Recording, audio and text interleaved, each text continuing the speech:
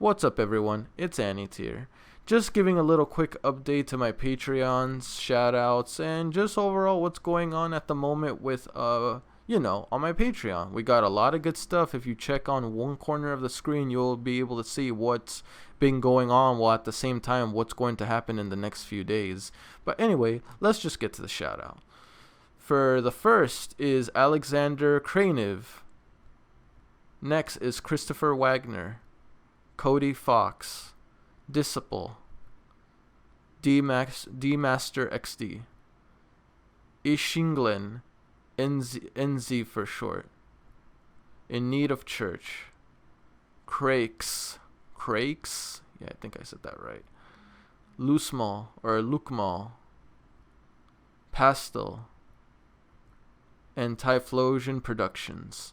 So I just wanted to give a quick shout out for those of you that decide to still to this day remain as Patreons. I appreciate all of you. Thank you for the support. And as always, look forward to more content here on YouTube and more so on Patreon. For more information regarding why I'm only uploading, I guess you can say, just one episode a day, I'll explain it more on my Discord or in a YouTube video sooner than later. But anyway, let's just get to the video. Hopefully you enjoy the review, and yeah, whatever the redirect is for the reaction I'm reacting to. But yeah, that's it, guys. See you in the review. Peace.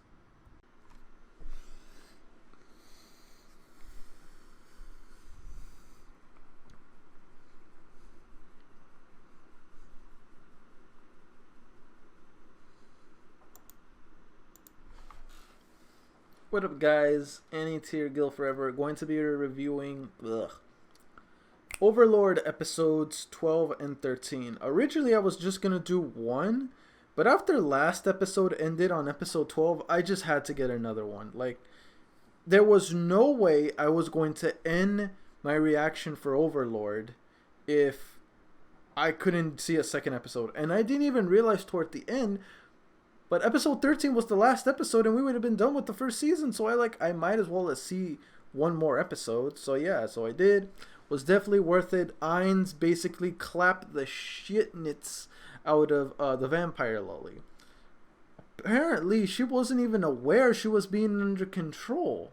I mean, it was clear that she was mind controlled, but she wasn't even aware during the whole time she was controlled. So when she was using her powers to, fight Ainz, it wasn't really her own conscious. It was like her conscious. It's almost like her memory or her being following under Ainz was completely wiped out from her memory.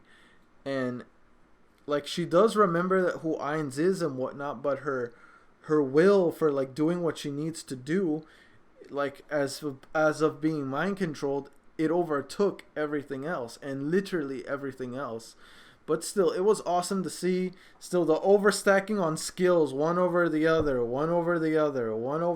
was ridiculous how many skills Ainz stacked himself with. He was prepared.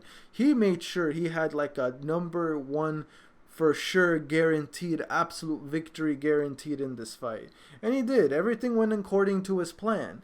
Even though he had a disadvantage in regards to magic, he wasn't planning to make a very subtle or dull approach. He wasn't going in this without a formulated, sure way plan. Even though he says, there's a possibility I could die, yeah, if the little loli wasn't as predictable as you assume she would be, then yeah, you more than likely your plan would have been wrecked and you would have got smoked. I'm not even gonna lie to you, Ainz, but the reason why I feel like he won is because he knew the little lolly girl. He knew her well enough to where she would fall for shit like this. And she did. And that's how victory was grasped. Thanks to him being able to predict her mindset is what ultimately gave him the victory. And it was pretty awesome. Even though it was...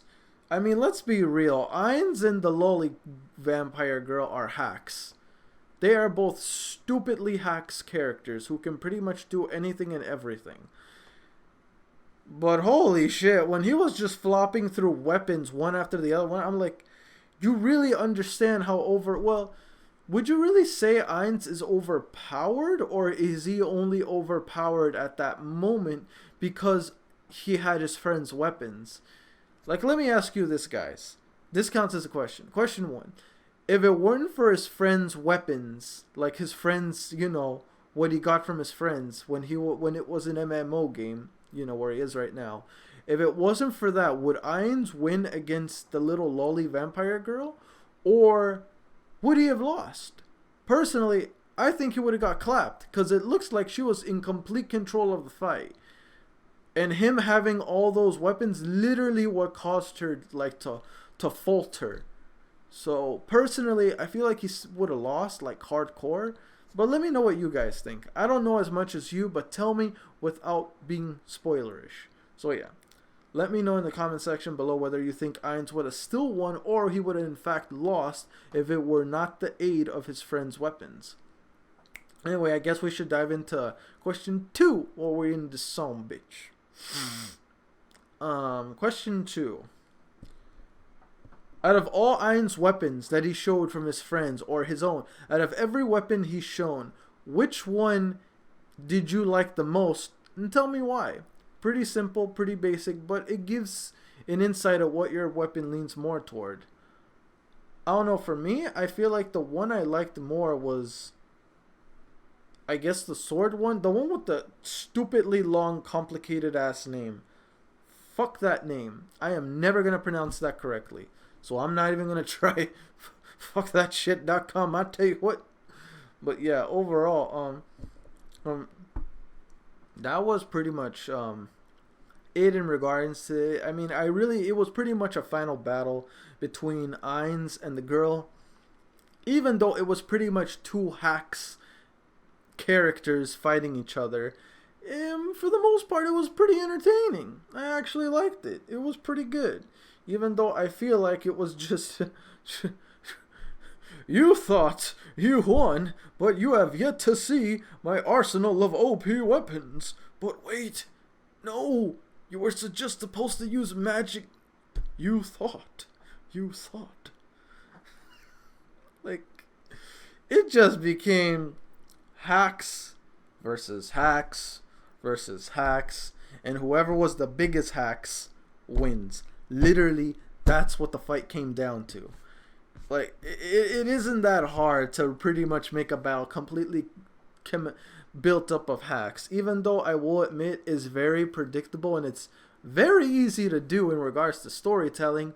For the most part, it was still interesting and awesome because you actually get a glimpse of how much Ainz is able to do thanks to the aid of his friends. But I will admit, though, without his friend's help, he would have got clapped. Like, that little vampire chick is no freaking joke, I tell you what. And if this is how much he struggled, does that mean the little vampire loli is like the second or maybe the strongest undead companion in Ainz's group? Or is someone superior to her? If there is, but it'd be spoiler, don't fucking tell me.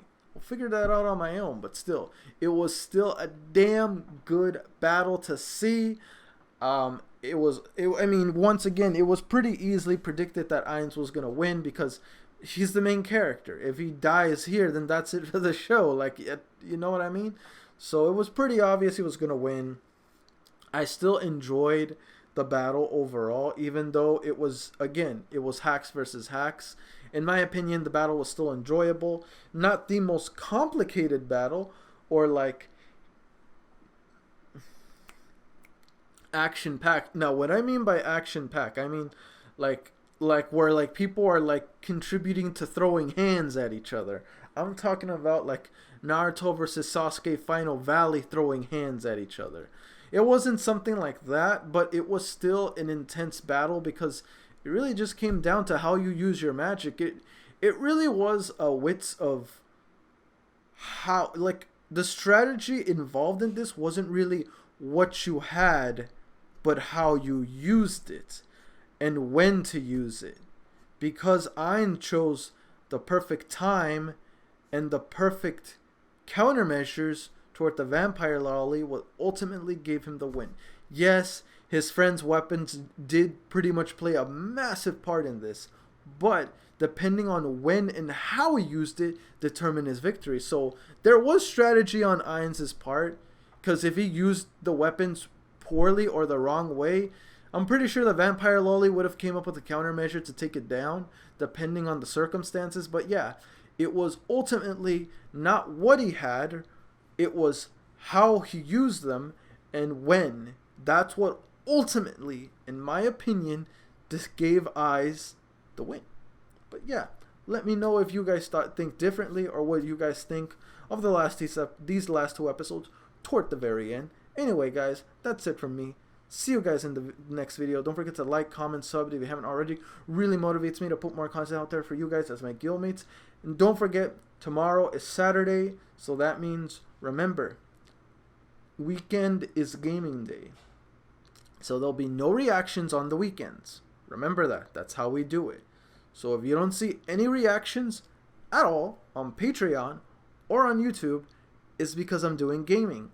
And if you want to make sure you're like keeping up with this, make sure you check in my Discord link and check out all my gaming live streams when they go up. And that way you don't miss a thing. So make sure you keep up with that. That way you don't miss anything from me. But other than that, look forward to the next video. Peace.